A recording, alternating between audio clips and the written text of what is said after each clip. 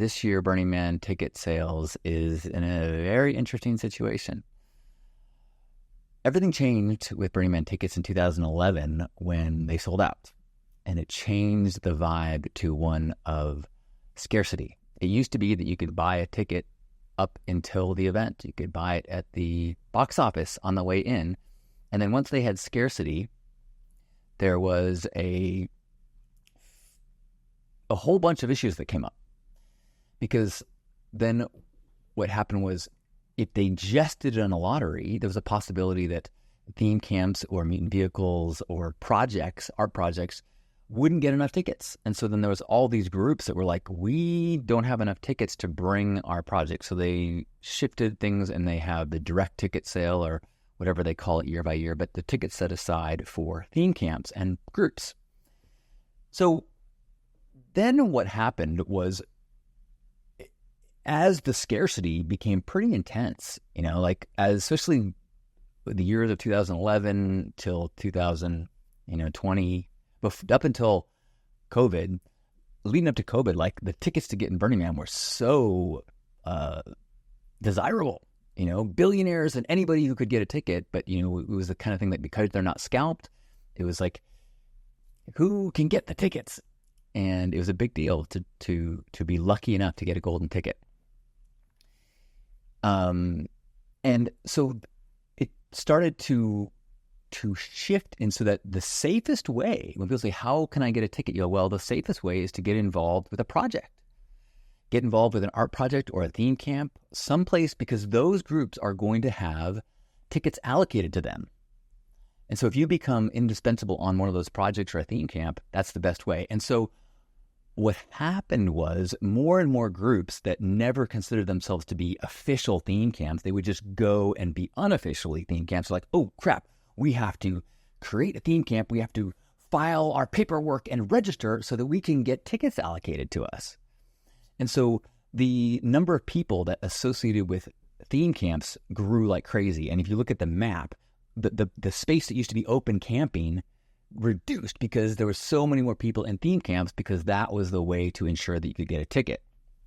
Okay, so fast forward to the last year, especially, what happened was, you saw, as Burning Man got closer, a lot of these theme camps that had accumulated enough tickets of their direct sales for all their people, they found themselves with extra tickets. And because of the heat, and then the economy or the forecast, whatever the situation, there was tickets left over. And so the situation, which had never happened since 2011, where people had tickets without anybody wanting them. And there were a lot of theme camps that were left with tickets in hand that no one wanted, they couldn't sell it, and it ended up being a huge financial hit to a lot of people. Okay. So this year, we're in the situation where it's like last year, but worse in the sense that the demand is so low that Burning Man has not sold out. So the organization is like, oh crap, I'm imagining they're going like, our financials are set up assuming that we sell out. And if we don't sell out, that totally changes our budgets. It changes the resources we have to pay for permits and all the stuff. So they said, let's just, open it up. You don't even have to register. Just anyone can buy a ticket. So on one hand, it's awesome. I love the fact that you could decide right now you want to go to Burning Man, and you don't have to know somebody. You don't have to say, hey, can I find a trusted person to sell me a ticket so I don't get scammed? Can I, in the years past, I used to always, since 2011, I would establish and be a hub and say, if you're looking for a ticket, I know trusted people selling them. I will connect you so that you can get one. Now, you can be anybody. It's radically inclusive. Anybody can go to Burning Man this year. That's awesome. The places where it gets a little is that the Burning Man organization did not succeed this year in distributing tickets in a timely way. So a lot of people who bought extra tickets, assuming that if they had an extra, it would be easy to sell. Two things happen. One, it's not as easy to sell because the demand is lower. And two, a lot of people don't have their tickets in hand yet, or they're just getting them. And trying to sell a ticket now means it's tough to sell it at the list price because there's a glut of tickets and you can buy it directly. So anytime you're buying it from someone else, there's the risk of them shipping it to you, or what if you get scammed? So might as well buy it directly through the organization, since you can get them through the website right now, or you can buy it on the way. You can buy it at the, a place in Reno that you can get a ticket on your way into Burning Man. So that screws the people who have extra tickets trying to sell right now.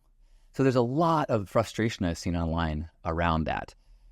The thing I think it's important to remember is everyone's doing the best they can. And at whatever level of frustration you're in, try to remember and try to assume good intent. That there is no evil puppeteer trying to screw you. There is people who are looking at all sorts of issues and perhaps did not fully take into account your situation as the priority as they're trying to get as many people as possible to Burning Man, or as trying to not be in a dangerous financial situation as a nonprofit. All these situations that people are trying to alleviate, try to do the best that they can. So frustration is so understandable. Anger and venom and blaming, I would try, if you can, to assume good intent and treat the people when you are emailing, or if you're calling, or you're talking to somebody who will call, treat the people as if they are you doing the best they can to help. Whether or not they can help you, whether or not you do end up getting screwed, try not to turn that into a reason to spit venom and poison and anger and hatred into a community that is filled with people that love this community and are dedicating huge amounts of their passion and their life to try to make it work. It's so frustrating to be in a place of being a volunteer or being a relatively lowly paid employee and then being treated as if you're the villain in the Burning Man story. So let's try to do the best we can, try to recognize that this is another windstorm. Just as if you go to Burning Man, you can't know and depend on the environment and the conditions being a certain way, and you work within it. This is what happens pretty much every year. Something happens where, oh my gosh, the rain. Oh my gosh, there's bugs. Oh my gosh, the tickets have sold out. They have not sold out. Whatever. These are the dust storms that we as burners have to practice non-attachment, letting go, surrender, trying to say, can I be the person that mid-dust storm can find the humor in the absurdity? Can I do that with everything? Can I do that with my ticket frustration? Can I do that with the drive there, et cetera, et cetera, et cetera? So good luck.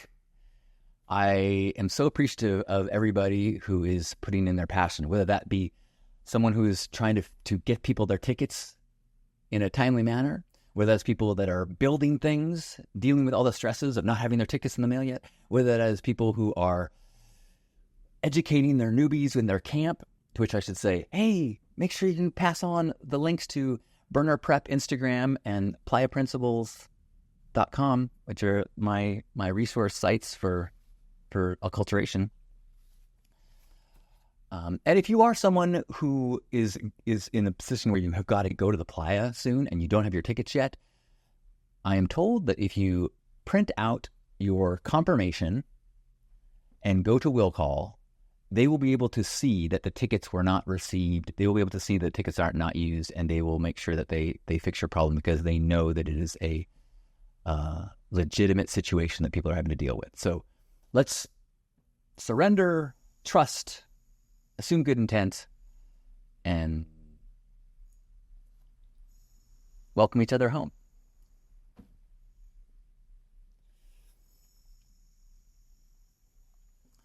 Good morning, everyone.